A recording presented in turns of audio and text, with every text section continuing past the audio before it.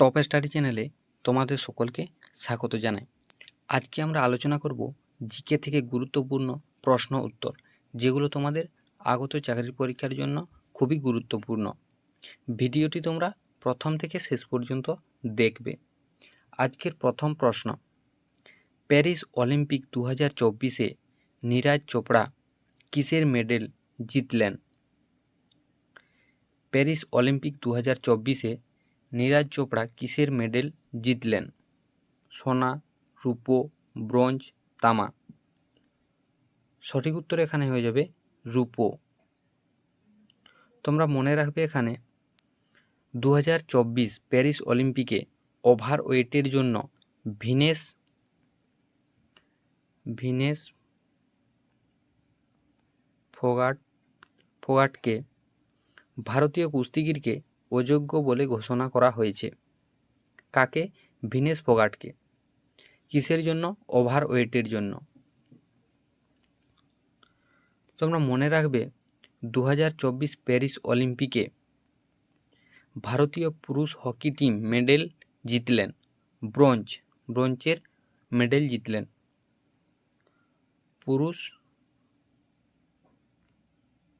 Hockey team. Next প্রশ্ন, সম্প্রতি প্রয়াত বুদ্ধদেব ভট্টাচার্য কোন রাজ্যের প্রাক্তন মুখ্যমন্ত্রী ছিলেন? সম্প্রতি প্রয়াত বুদ্ধদেব ভট্টাচার্য কোন রাজ্যের প্রাক্তন মুখ্যমন্ত্রী ছিলেন?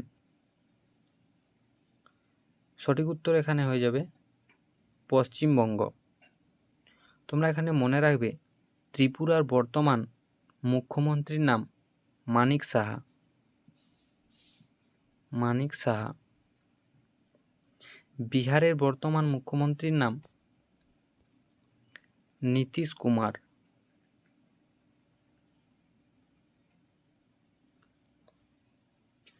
ঝাড়খণ্ডের বর্তমান মুখ্যমন্ত্রীর নাম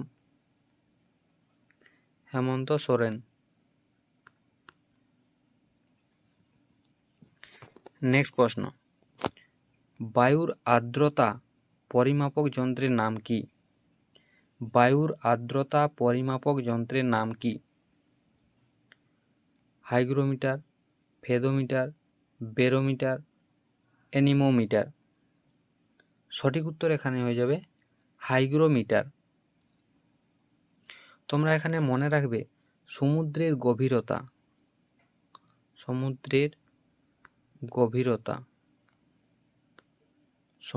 গভীরতা মাপার যন্ত্র ফেদোমিটার।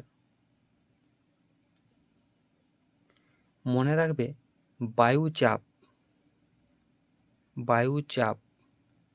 বায়ুচাপ পরিমাপের যন্ত্র বেরোমিটার।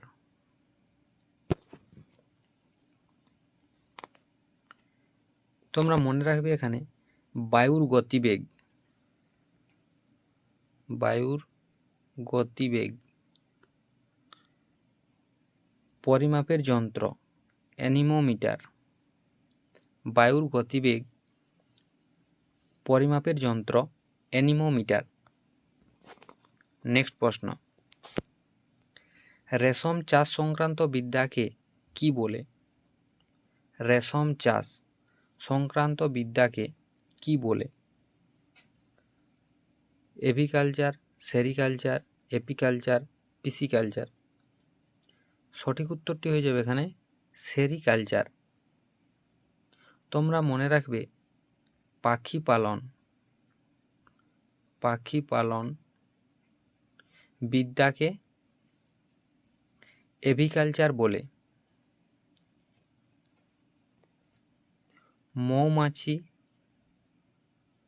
মৌমাছি পালন সংক্রান্ত বিদ্যাকে বলে এপিকালচার। মৎস্য চাষ সংক্রান্ত বিদ্যাকে বলে পিসিকালচার। নেক্সট প্রশ্ন, মৌর্য বংশের সময়কাল কত? সময়কাল কত? এখানে সঠিক অ্যান্সারটি কি হয়ে যাবে? এখানে সঠিক অ্যান্সার হয়ে যাবে সি, 322 থেকে 884 খ্রিস্টপূর্ব। তোমরা এখানে মনে রাখবে 848 থেকে 1200 খ্রিস্টাব্দ চোল বংশের সময়কাল। তারপরে মনে রাখবে 343 থেকে 321 খ্রিস্টপূর্ব নন্দবংশের সময়কাল।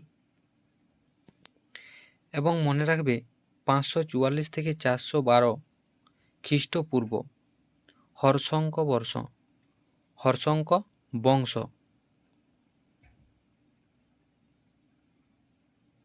বংশের সময়কাল।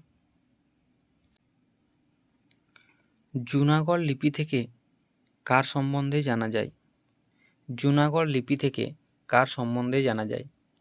প্রথম রাজেন্দ্র চোল, প্রথম সাতকর্ণী, রবিকীর্তি, রুদ্রদামন। সঠিক অ্যান্সারটি এখানে হয়ে যাবে রুদ্রদামন। তোমরা মনে রাখবে তাঞ্জোর লিপি থেকে প্রথম রাজেন্দ্র চোলের সম্বন্ধে জানা যায়।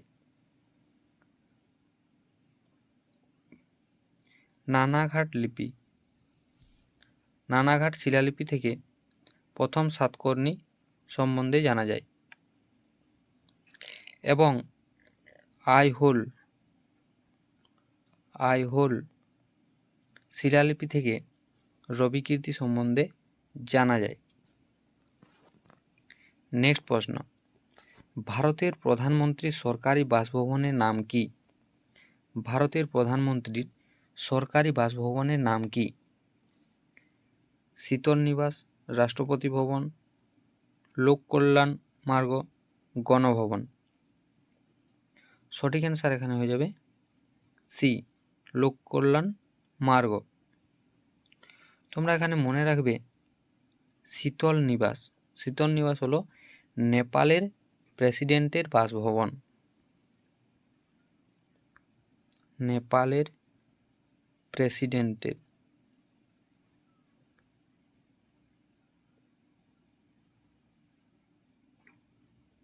প্রেসিডেন্টের বাসভবন।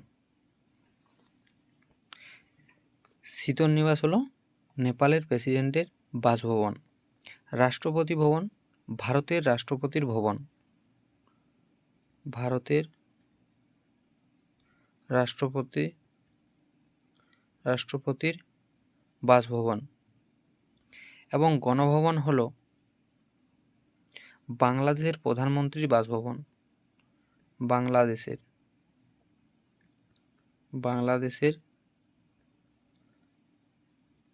প্রধানমন্ত্রীর বাসভবন।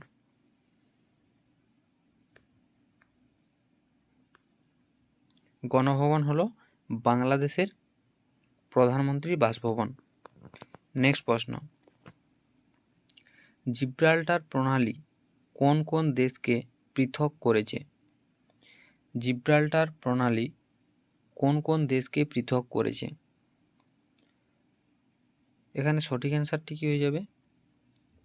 সঠিক অ্যান্সার এখানে হয়ে যাবে এ, ইউরোপ ও আফ্রিকা। তোমরা মনে রাখবে মালয়েশিয়া ও সুমাত্রাকে পৃথক করেছে মালাক্কা প্রণালী। ভারত শ্রীলঙ্কাকে পৃথক করেছে পক প্রণালী।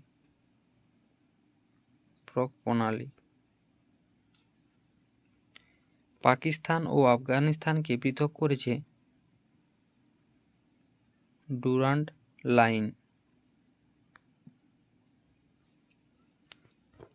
নেক্সট প্রশ্ন, গঙ্গা নদীর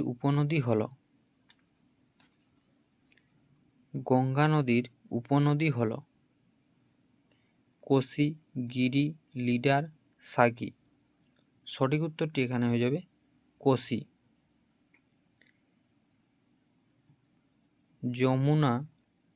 যমুনা নদীর উপনদী হলো গিরি। ঝিলাম নদীর উপনদী হলো লিডার এবং লুনি নদীর উপনদী হলো সাগি। নেক্সট প্রশ্ন, বাংলাদেশের বর্তমান রাষ্ট্রপতির নাম কি? বাংলাদেশের বর্তমান রাষ্ট্রপতির নাম কি? এখানে সঠিক উত্তর হয়ে যাবে এ, মোহাম্মদ শাহাবুদ্দিন। নেক্সট প্রশ্ন, বাংলাদেশের অন্তর্বর্তীকালীন সরকারের প্রধান উপদেষ্টা কে? বাংলাদেশের অন্তর্বর্তীকালীন সরকারের প্রধান উপদেষ্টা কে? এখানে সঠিক উত্তরটি হয়ে যাবে সি, মুহাম্মদ ইউনুস। এই ছিল আজকের গুরুত্বপূর্ণ প্রশ্ন উত্তর।